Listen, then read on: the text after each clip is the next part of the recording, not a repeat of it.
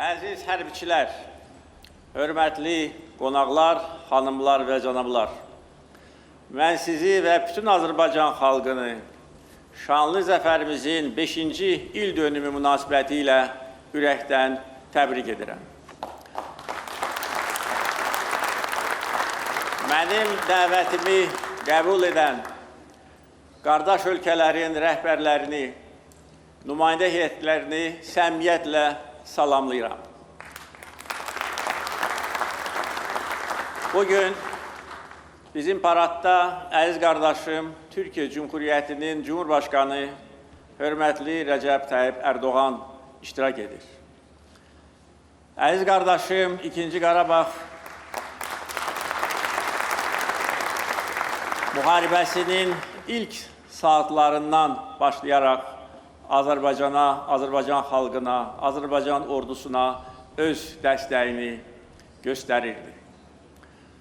Onun bizə verdiyi siyasi və mənəvi dəstək bizə əlavə güc verirdi, bizi ruhlandırırdı. Qardaş Türkiyə xalqı, hörmətli Prezident Erdoğan'ın liderliyi ilə Azərbaycana müntəzəm olaraq dəstək göstərmişdir. Müharibə zamanı Azərbaycan tək deyil, Türkiyə Azərbaycanın yanındadır deməsi bütün dünyaya çox ciddi mesaj idi. Azərbaycan xalqı bu qardaş dəstəyini heç vaxt unutmayacaq. Müharibədən və şanlı zəfərimizdən bir il sonra tarixi Şuşa şəhərində Türkiyə və Azərbaycan prezidentləri Şuşa bəyannaməsini imzalayaraq bizim əlaqələrimizi ən yüksək zirvəyə, müttəfiqlik səviyyəsinə qaldırmışlar. Və bugün bizim hərbi paradda Türkiyə hərbiçilərinin iştirakı bizim birliyimizin növbəti təzahürüdür. 5 il bundan əvvəl Zəfər paradında da əziz qardaşım Rəcəb Tayyip Erdoğan bizimlə bərabər idi. Bugün isə bizimlə bərabər digər əziz qardaşım iştirak edir. Qardaş Pakistanın baş naziri Məhəmməd Şahbaz Şərif bizim qonağımızdır. Pakistan dövləti və xalqı 44 günlük vətən müharibəsi zamanı Azərbaycana dəstək və həmrəylik göstərmişdir.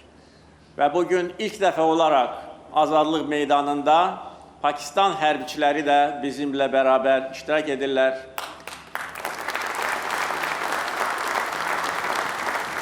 Və bu üç ölkənin, Azərbaycan, Türkiyə, Pakistan xalqlarının, ordularının birliyinin təzahürüdür.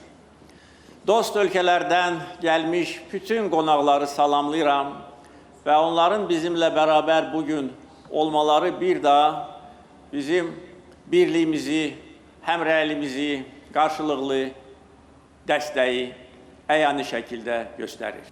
90-cı illərin əvvəllərində Ermənistanın Azərbaycana qarşı apardığı işğalçılıq siyasəti nəticəsində torpaqlarımızın təxminən 20% işğal altına düşmüşdür. 1 milyon Azərbaycan vətəndaşı qaçqın köçkün vəziyyətinə salınmışdır. Xalqımıza qarşı hərbi cinayətlər törədilmişdir. Xocalı soyqırımı törədilmişdir. Etnik təmizləmə siyasəti aparılırdı. Bu bizim iradəmizi sındırmadı. Azərbaycan heç vaxt işğalla barışmaq fikrində deyildi. Biz sülh danışıqlarını apararkən eyni zamanda hər zaman bəyan edirdik ki, əgər bu danışıqlar nəticə verməsə, Azərbaycan istənilən yollarla, o cümlədən hərbi yolla öz tarixi əzəli torpaqlarını azad edəcək. Uzun müddət davam edən danışıqların nəticəsi sıfır olmuşdur. Onun da əsas səbəbi o idi ki, Ermənistan öz xoşu ilə bir qarış torpaq azad etmək fikrində deyildi. Ermənistanın arxasında duran bəzi dövlətlər isə onlara siyasi, iqtisadi və hərbi dəstək göstərərək onlarla həmrəy idi. onların fikri əzəli Qarabağ torpağımızı Azərbaycandan qoparıb Ermənistana birləşdirmək idi. Bizim isə siyasətimiz ərazi bütövlüyümüzü, suverenliyimizi tam bərpa etməkdən ibarət idi. Hələ 2003-cü ildə ilk dəfə Azərbaycan prezidenti vəzifəsinə seçiləndə mən bəyan etmişdim ki, nəyin bahasına olursa olsun biz öz doğma torpaqlarımızı azad edəcəyik. Biz güc toplayırdıq və ildən ilə, aydan aya gücümüz artırdı. Biz beynəlxalq arenada öz səsimizi ucalda bildik. Bütün aparıcı beynəlxalq təşkilatlarda ölkəmizin münaqişə ilə bağlı mövqeyi üstünlük təşkil edirdi. Bir çox qərar və qətnamələr bizim zəfərimizin hüquqi və siyasi əsasını təşkil edirdi. Biz güclü iqtisadiyyat qurmuşduq və əgər bunu etməsəydik, bizim maliyyə imkanlarımız çox məhdud idi. Biz iqtisadi müstəqillik qazanmışdıq və bugün Azərbaycan iqtisadi cəhətdən heç bir ölkədən asılı deyil. Bu bizə daha böyük siyasi güc verirdi. Biz müstəqil siyasət aparan ölkə idik və bu amillər, digər amillərlə bərabər bizi şanlı zəfərə yaxınlaşdırırdı. Azərbaycanda ictimai, siyasi sabitlik tam bərqərar olmuşdur. Vətəndaş həmrəyliyi, vətəndaş birliyi, xalq iqtidar birliyi əsas amillərdən biridir.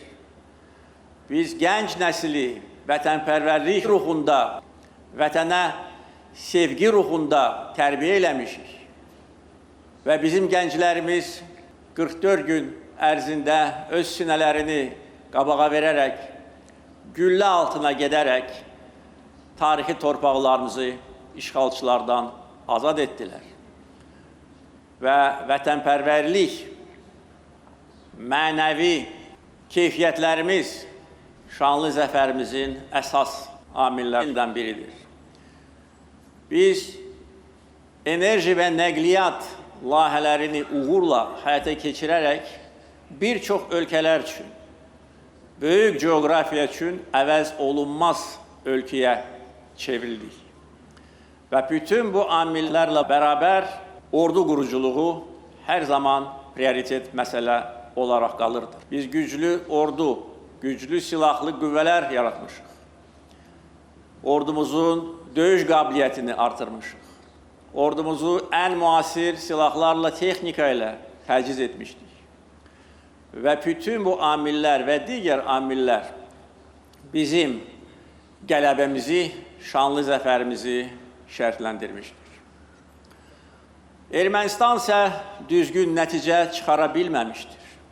Və 2-ci Qarabağ müharibəsi ərəfəsində daha da azğınlaşmışdır. Bizə qarşı yeni ərazi iddiaları ilə çıxış etməyə başlamışdır. Onlar bizi yeni müharibə ilə hədələyirlər. Hətta deyirlər ki, onlar yeni torpaqlar uğrunda yeni müharibə aparacaqlar və Azərbaycanı tam işğal edəcəklər. Deyirlər ki, onların tankları Bakı küçələrində olacaq. Deyirlər ki, onlar Bakıda çay içəcəklər. Əslində, onların bu arzuları həyata keçdi. Onları biz gerçəkləşdirdik. Onların tankları bugün hərbi qənimət parkında nümayiş etdirilir. Erməni hərbi cinayətkarları bugün Bakıda məhkəmə qarşısında cavab verirlər və istintaq təcridxanasında Azərbaycan çayını içirlər.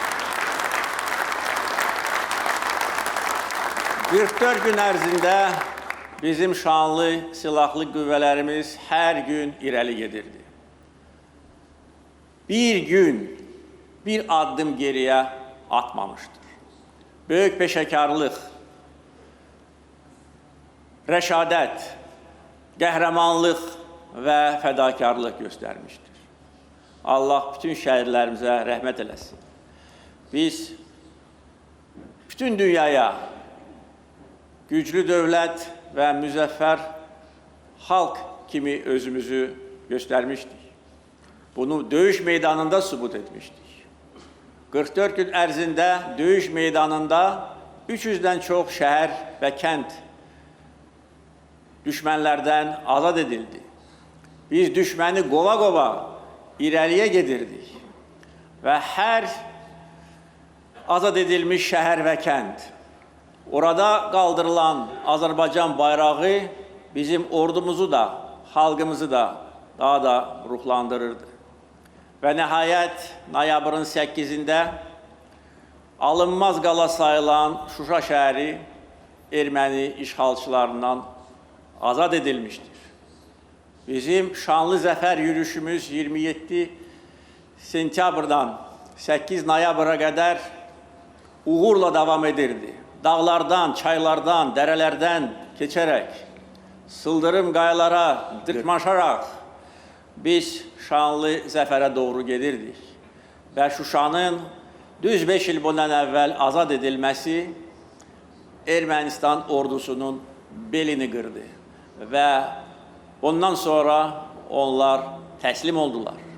Ondan bir gün sonra noyabrın 9-undan 10-una keçən gecə Ermənistan rəsmən təslim olaraq kapitulyasiya aktına imza attı. Beləliklə, biz ərazi bütövlüyümüzü, tarixi ədaləti, beynəlxalq hüququ və milli ləyaqətimizi özümüz bərpa etdik. Bugün isə Qarabağ və Şərqi Zəngəzur dirçəlir. Bugün böyük qayıdış proqramı icra edilir. Məktəblər, xəstəxanalar, sənaye müəssisələri, elektrik stansiyaları, su anbarları, evlər tikilir. Artıq 60 mindən çox insan azad edilmiş torpaqlarda yaşayır, çalışır və təhsil alır. Bütün bu tarixi nailiyyətlərlə bağlı bir daha əziz xalqımı təbrik edirəm. Biz qürur hissi ilə bu 5 ili yaşamışıq və əminəm ki, bundan sonra Azərbaycan xalqı qəhrəman, müzəffər xalq kimi, Azərbaycan dövləti, qalib dövlət kimi əbədi yaşayacaqdır. Biz bu torpaqların sahibləri Qarabağa, Şərqi Zəngəzura qayıtmışıq və bundan sonra bu torpaqlarda əbədi yaşayacağıq. Bu torpaqlarda əbədi Azərbaycan bayrağı dalğalanacaqdır. Mən bütün Azərbaycan xalqını bir daha şanlı zəfərimiz münasibəti ilə ürəkdən təbrik edirəm. Azərbaycan xalqına can sağlığı, yeni uğurlar arzulayıram. Qarabağ Azərbaycandır.